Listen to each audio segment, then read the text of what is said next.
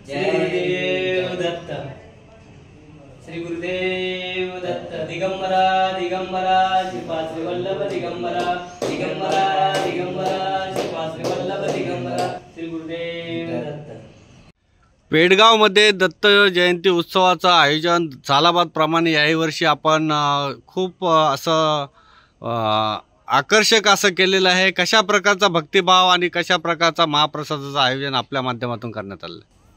सालाबादप्रमाणे यंदाही श्री दत्त जयंती उद्या शनिवारी 14 तारखेला आहे.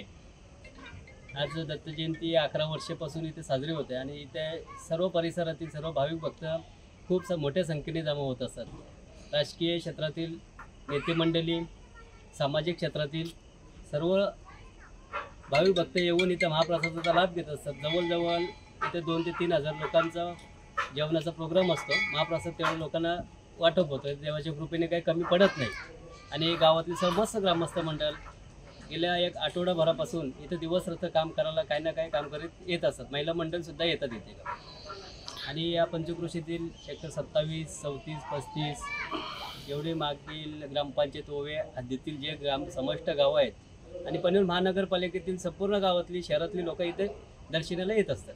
दत्त जयंतीच्या दिवसाची भक्तिभावमय रूपरेषा कशा प्रकारची आयोजित केलेली आहे? सकाळी पाटे काकडा असतो. त्याच्यानंतर सामुदायिक भजन असतात. प्रत्येक गावातले भजन मंडळी येतात आणि कीर्तनकार आहेत. कीर्तनकार द्वारकानाथ महाराज कर्जत यांचा सुरसावे असं कीर्तन ठेवलेलं आहे. तरी इथे पंचक्रोशीतील सर्व समस्त ग्रामस्थांना आणि कीर्तनाचे जे श्रोते आहेत त्यांना एक विनंती आपल्या चॅनलच्या माध्यमातून करतोय की आपण श्रवण सुखाचा लाभ घेण्यासाठी, कीर्तनाचा लाभ घेण्यासाठी इथं उद्या 4 ते 6 या टायमिंगला उपस्थित राहून त्याचा लाभ घ्यावा आणि महाप्रसादाचा सुद्धा हे लाभ घ्यावा. दत्त जन्म हा उद्या एक आगळं वेगळं भक्ती उद्या पाहायला मिळणार आहे. संपूर्ण परिसर हा भक्तिमय होणार आहे आणि जनता ह्या दत्त जन्मास निमित्त येण्यासाठी नागरिकांना कशा प्रकारचं आपण आवाहन कराल? नागरिकांना एवढंच आवाहन करेन का इथे जे काय आमच्या पद्धतीने गेल्या 11 वर्षापासून दत्त जयंती गावात साजरी होते. सुरुवातीला हजारो लोकांचा भक्त असायचे, पण तो आता दरवर्षी वाढत चालला आहे. पण गेल्या वर्षी 3,000 लोक भक्तिभाव इथे आले. जसं म्हणजे जेवणाच्या वरून वगैरे समजतो महाप्रसाद संपतोय तसं यंदा 3,500-4 हजार लोक येतील अशी एक अपेक्षा. आणि लोक जेवढे येतील तेवढं चांगलं आहे आम्हाला सुद्धा. आपल्या पाठीमाग दत्त कृपेचा हात आहे आणि सहयोगी अनेक गावातली मंडळे असतील, आजूबाजू परिसरातील मंडळे असतील.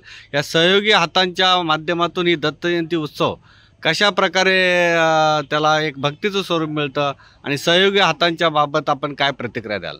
इथे जसे आळंदी पंढरपूरला जसं एक एकादशी निमित्त तो वातावरण एक भक्तिमय होऊन जातो, तसा पूर्ण वर्षभरातून जर उद्याच्या दत्त जयंतीचं जो वातावरण बघितलं तसंच होऊन जातो इथे.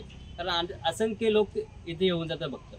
आताच गेल्या 15 दिवसापासून सर्व आमच्या गावातील ग्रामस्थ आहेत ते प्रत्येकजण काय ना काम करायला इथे येत आहेत. इथे असं म्हणजे सांगायला येत असतं आणि ते चालूच आहे.